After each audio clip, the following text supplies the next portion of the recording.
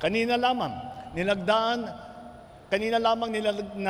na ang Memorandum of Agreement sa pagitan ng Department of Migrant Workers, sa DOLE, sa TESDA at sa OWA, kasama ang mga local government unit at pamahalaang panlalawigan ng Pampanga.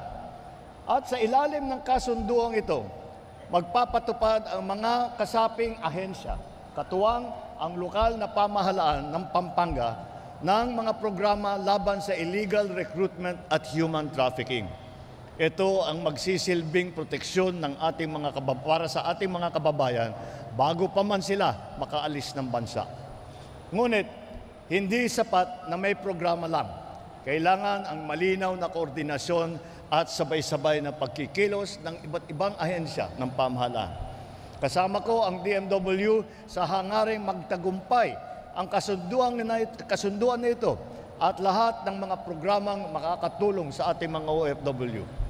Dito sa Pampanga, ating ipapatupad ang MOA, isang simbolo ng pagtutulungan ng local government kasama na ang national government laban sa illegal recruitment at sa human trafficking.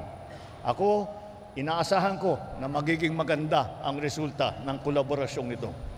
Para sa mga ahensya ng gobyerno at lokal na pamahalaan na nandito ngayon, gawin nating normal ang mabilis, maayos at makataong serbisyo. Sa bawat desisyong ating gagawin, lagi nating iisipin kung paano natin mapapaglingkuran ang ating kapwa Pilipino na may dignidad at malasakit.